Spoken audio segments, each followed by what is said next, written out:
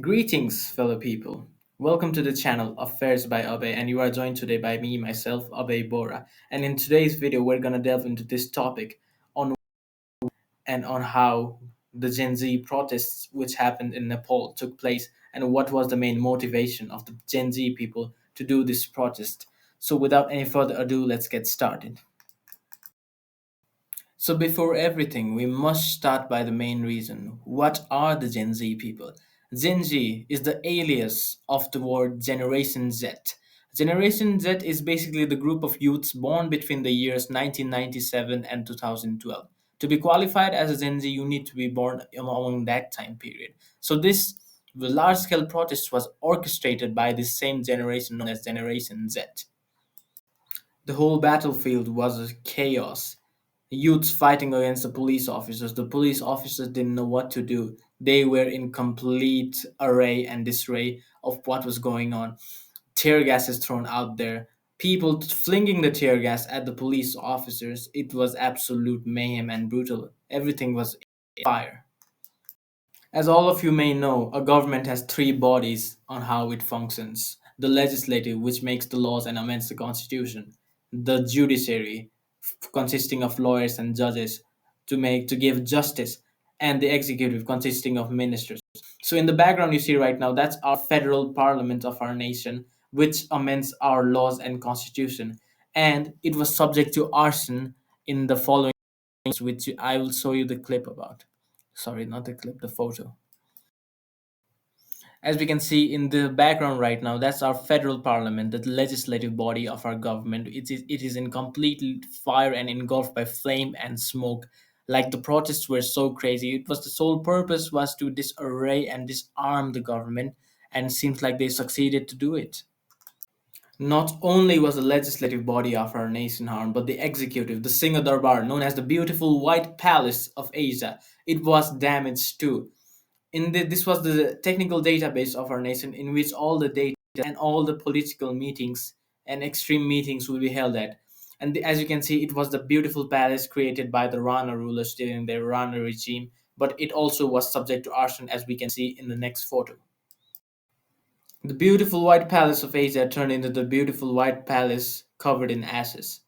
You can see the protesters and extremists and opportunists of the nation and set the place ablaze, which means not only the legislative body, the executive body of our nation was also harmed amidst the protests.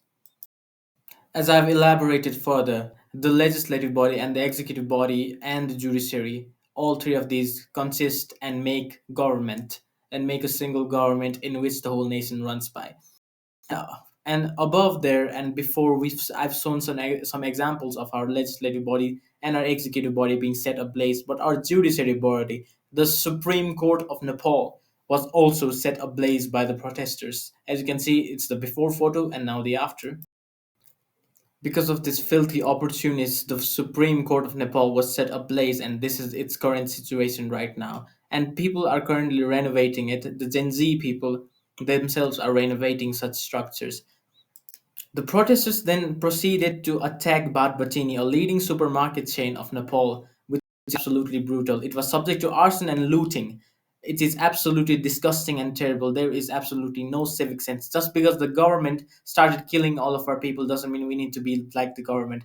This is the complete disfollowing of Article 48 of Nepal's constitution, which explicitly mentions the citizens' rights and duties. Okay, I'm sorry, it doesn't mention the right, but it definitely mentions duties. On number D, it says to preserve public property. And what is this? Are we preserving the public property? Isn't Bhat Singh Darbar? Isn't the Supreme Court? Isn't the federal parliament ours? Isn't it public property? Why aren't we preserving it? Absolutely terrible. Because the police officers exposed their powers and brutality amongst the protest, all and major police stations of Nepal were set ablaze by the protesters, as you can see in the background right now. The arson wasn't just limited to day, it was limited to night too. Everything was ablaze even while it was nighttime. As you can see in the background right now, it's currently nighttime in this photo right now, but look, the buildings are still set ablaze. It is absolutely terrible and brutal. So now let's move on to why such a mass scale protest was initiated in the first place. In the background, you can see these are the political parties of Nepal with their respective leaders. And in the first photo, you can see Mr. KP Oli, who is the leader of the UML party of Nepal. On the second photo, you can see Mr. Prachanda, who is the leader of Nepal Maoist. And on the third picture, we're only focusing on these three gentlemen right over here because they were the major political parties and the leaders who always used to have this sort of musical chair around the position of the prime minister. And on the third photo, we can see the leader of Nepal Congress, Sher Bahadur Deuba. So all three of these people would form a government and monopolize of the prime minister position, basically being corrupt opportunists, saving all the money for themselves, giving money to their children, etc., etc., while the whole nation grieves in poverty. A common misconception media is that this protest only happened because of the ban on social media. And I am here to tell you that you are dead wrong. This was something which was going on for months. In the TikToks, we all talked about the Nepo baby trend. Like this was not just because of the social media ban. The only thing which initiated the protest is corruption. This thing only was the last straw. So this is not because Gen Z were annoyed by the social media ban. Fight against corruption, not against the ban of social media.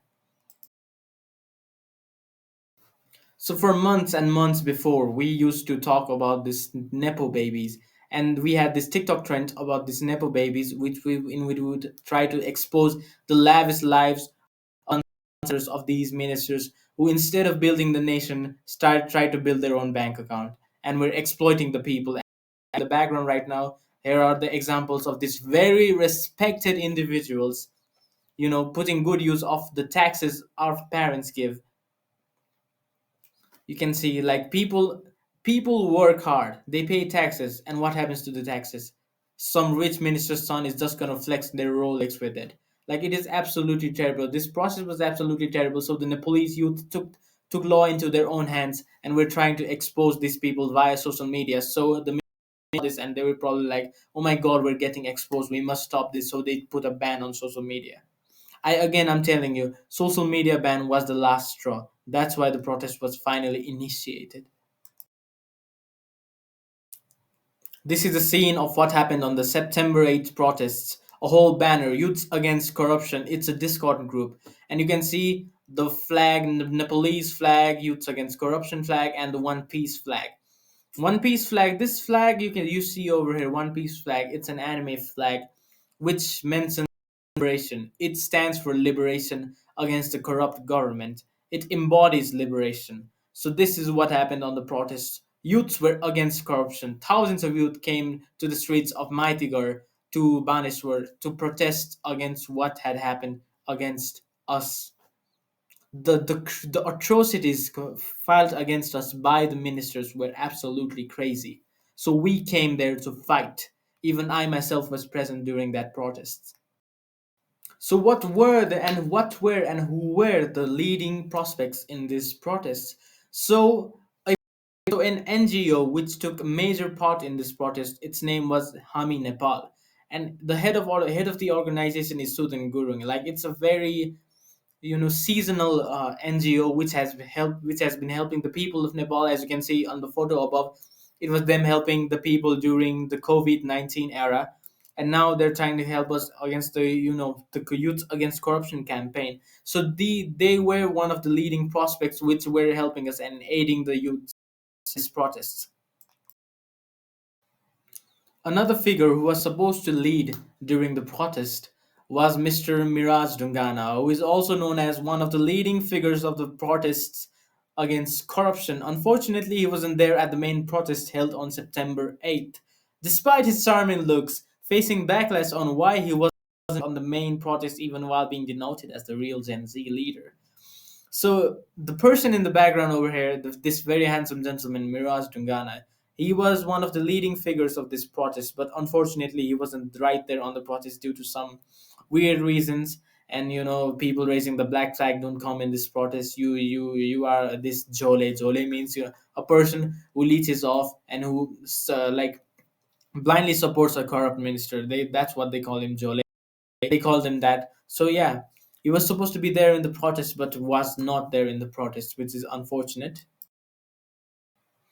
Albeit I said leading figures of this protest actually had no leader, no later. Look, despite people calling Miraj and Sudan as the leaders of the Gen Z protest, the Gen Z protest had no actual leaders. They were just mediators to the government to express the needs of Gen Z to the higher ups. So I again explained there was no actual leader of the Gen Z protest. We did not have a strong political figure backing us as the leader of this protest. And there are reasons to it, which I'll explain further right now.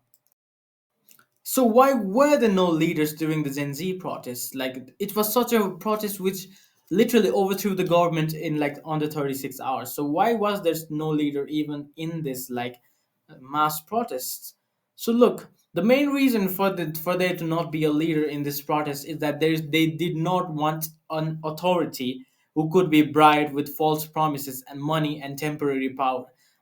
Was the protest for the youth and for the people, not for the politicians. So they did not want a figure who would be easily mediated to be and to bribed with fake power and money. During this protest, many things were in harm's way, especially the ministers and the politicians. Like back then, they used to be like, I have all the power, nobody can dethrone me. Well, somebody did dethrone them. The youths came in and dethroned them. The former Prime Minister and the leader of Nepal Congress, Sir Bahadur Deuba, and his wife, who is the former Minister of Foreign Affairs, Arju Rana Deuba, was assaulted by the protesters. Which again, many people were rejoicing over it. Many old people were like, "Oh my God, why were you hitting such an old man? Why were you doing this and that?" And yeah, he was a leading figure to remove the monarchy and the panchayat people. I mean, the panchayat period. But like again, he became corrupt. He fueled the taxes into his bank account, which is really terrible. His house was burned, everything was burned, and he and his wife got jumped by people.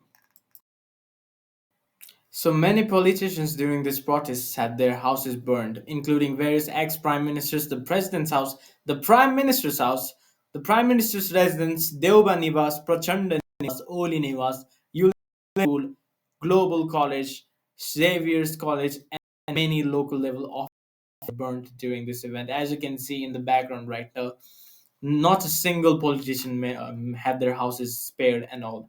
It was absolute chaos around the battlefield. So, like, what went wrong during the protests? Why did a peaceful protest like this turn violent? What were the reasons for this peaceful protest? Like, there have to be reasons. Like, they came with the sole motive to have this protest become a peaceful protest. Like, what took a dark turn? And the reasons I'm gonna explain forward. So let's go. And then again, I'm here to explain you that English isn't my first language, so I'm sorry for stuttering. This is like one of my first times, so yeah, I'm not that comfortable within the camera. So I apologize for my influency. No influency. What? See, that's why my English is so bad. What do you call it? My not fluency. I don't know. So yeah, move on. So during the September 8th protest, the original day of the protest, the police proceeded to open fire and use water tanks against the peaceful protesters, killing 19 in the first day and injuring many. A 12-year-old was killed amidst the chaos, and many college and school students were targeted and killed brutally. So during the protest, even I myself was there in during the protest. I got hit with the tear gas, and the tear gas they used even like a good tear gas. It was an expired tear gas. So like my eyes and nose were burning for like 2 days. And in this peaceful protest, the police had a suit at sight order by the CDO, Chief Department Officer of the nation, and he just said just shoot them at sight. And then like instead of during the emergency power, police are supposed to hit people below the knees. Well, they didn't do that. It was a complete that they started shooting people at the head, at the chest. The shots were shot with the intent to kill, not to incapacitate. So that was the main reason why it was brutal. They literally killed college students and school students who were literally not even carrying sticks and stones. They were literally carrying their backpacks, and they shot them like they were hunting. Like they killed them in such a brutal manner. Like I myself saw three people die, and in the first protest, the death reached like 19. Absolutely brutal. So this was the main reason why the protest afterwards the next day was so violent. Moving on, the organizers of this protest had no idea that the take such a dark turn. They were anticipating about 200 to 300 people, but in the end, over thousands of people arrived, like tens and thousands of people arrived. So even the organizers, they didn't even know what to do in that situation. Like they did not expect such a large crowd to be formed amongst the Maitigar and Baneswar regions. And even the whole entirety of Nepal was facing this protest. The protests were going on in Butwal, in Japa, in Morong, in Biratnagar, in places like. So yeah, it was absolutely unprecedented for this to happen. So when the protests absolutely went haywire, the first person to was the Home Minister Ramesh Lekhak. As I said in this text right here and the photo, this is the Home Minister. I mean, this was the Home Minister of our nation. The current Home Minister of our nation is Om Prakash Aryal. He's a senior advocate and is a very respected person who is also the legal advisor of the what do you call it? Oh yeah, of the mayor Balin Shah. So yeah, when the protests took a turn for the worse, the first to resign was the Home Minister Ramesh Lekhak, who apparently left to die in his burning house. I know, absolutely no humanity. Disgusting. So in the background, you can see the ministerial quarters getting burnt in Lalitpur. It was absolute chaos. There was a separate designated place for all the ministers to live in, most of the ministers to live in Bahisipati Lalitpur, named the Mantri Quarter, which was later burned by the protesters. I mean, it was built by their tax money, so yeah, it's kind of valid. So now the Gen Z people didn't come to do this protest for no reason. So what were the requirements in this protest? Which means what did they want to? What did they want from this protest? So now I'll elaborate further. So number one, a transparent political meeting system. So yeah, before the meetings always happened under no light in the Singadar bar, in the beautiful white palace. So no, the general public would not know anything what they're doing. Like what's democracy? Like where's the democracy in this? So yeah, they wanted a transparent political system, the restructure of the CIAA, which means corruption against the investigation of the abuse of authority. In Nepali, it's called Akhtiyar Durupayog Anusandhan Ayog, in which the people examine the people, the ministers on the basis: are they good? Are they doing corruption and this and that? But the thing, concerning thing, is that the people in the executive power, the ministers used to put the people they know in the CIA so they wouldn't get checked and all, so which is absolutely corrupt. So yeah, we wanted a complete restructure of the CIA. Plus, we needed the resignation of the Prime Minister KP Oli, KP Sharma Oli, also known as corrupt tyrant. He was exploiting the government, and also yeah, the main to have his resignation, and which we were which we succeeded in doing. So yeah, and then the correct uses of taxes instead of giving the taxes to the nepo babies, and number five, deletion of the nepo babies. The corrupt politicians and the children being rich off the hard-earned money of all the Nepalese people, and then no more uneducated politicians who don't know how to lead. Yeah. Another fact is that according to some rumors, our former prime minister KP Oli only studied till grade 8. Like what type of educational, what do you call it, educational qualification is that? So yeah, we need an educated politician leading the country. And then yeah, complete separation of power between the judiciary, executive and legislative, and I put emphasis on this again. The three government organs, we needed a separation of power between these three organs.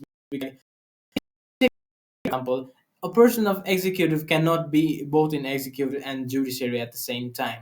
But in Nepal, a person in the executive can be the part of legislative. So yeah, there was no complete separation of power in the government. So yeah, We needed a complete separation of power between these three government organs. And yeah, more youth friendly politics. Whenever a youth rises, we don't need to be like way past our 40s to be part of politics. And to equal chair between Congress, UML, and Maoist leaders for the position of prime ministers.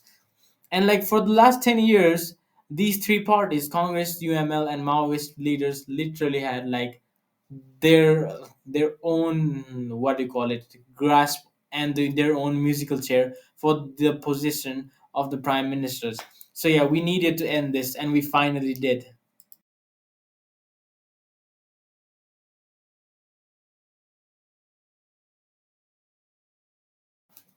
So the aftermath of the protest. So what happened to Nepal after the protest? So yeah, tourist facilities and accommodation damaged, including the damage to Hilton Hotel. So yeah, Hilton Hotel had ties with Sherbadur Deoba's son. He was actually the owner of Hilton Hotel, so they burned that. So tourist facilities and accommodation really took a toll on that. And damage to the country's economy is, yes, exactly. The Supreme Court being burned, the Singh, the federal parliament, and the Hilton Hotel being burned, and the Batpatinis being burned around Nepal were a clear factor that the country's economy was absolutely skyrocketing downwards, not upwards, downwards during the protest. But those were the cons. Now, the end of the 10-year Oli Deoba Prachanda music chair. So these three people were the leaders of their respective parties of the government. So yeah, all of them used to have this prime minister position, their grasp on it. They had this care for it, and then their grasp absolutely finally ended because of the Gen Z protest. And Miss Susila Karki, Madam Prime Minister, was appointed as the Prime Minister of our country. Appointment of the First Lady Prime Minister, exactly. So Susila Karki was our First Lady Prime Minister in the history of Nepal. She was also the First Lady Chief Justice of the Supreme Court of Nepal. So yeah, ministerial facilities and privileges cut off. So he has 1.4 arba of Nepal's to go every month in ministerial special privileges and all. So yeah, all these facilities and privileges were now cut off. The dissolution of the parliament, the legislative body of our nation, completely dissolved. Honorary figures such as honorary figures appointed as ministers such as Kulman Gesing, Mahabir Poon, Om Prakash, Ariel, etc. So yes, the many honorable figures were announced as the prime minister of the nation. I mean, sorry, as of the nation, which is really good and really just, instead of inexperienced political, I mean, like corrupt nepotism people filling out those positions. So yeah, this was actually good. It is actually such a lovely move from our nation. So look, now what can Nepal forward in the near future? Like, yeah, I'm gonna explain my personal bias here. So all of these things happened, like the protests which went on. So yeah, what can Nepal look? So first of all, in my personal bias, Nepal can look forward to a less corrupt system, which and a system which is more freely, youth friendly, a more youth friendly political system. No more corrupt leaders, the dissolution of the old ugly parties, Nepal Congress, the UML parties, and the Maoist party, the dissolution of these parties, including like, yeah, a more youth friendly base, young leaders stepping up as the prime minister. Like, as you know, it's currently an interim government right now, a makeshift government. So, and the elections will be held in about 6 months. So yeah, Nepal has ended the regime, the old corrupt regime of the people, like the Oli government absolutely dethroned, So yeah, I believe that Nepal can look forward to a more youth-friendly political system and have youths lead the country instead of some leaders passing the ball around. And yeah, the country will absolutely skyrocket and develop. Nepal might actually be the Sri Lanka we've wanted after this. The old political parties will turn Nepal into this, into that. Yeah, Nepal might actually turn into one with this now. So yeah, that was all in this video. Please take it as a grain of salt. It's my first time making this video, and yeah, I'll be publishing this video in two other languages, Nepalese and Hindi, which will be published. I think the Nepalese video is going to be published tomorrow, and the Hindi video is going to be published the day after. So please give any suggestions to me in the comment box. And it's me, Abhay Bora, and I'd like to end this video right now. Peace out.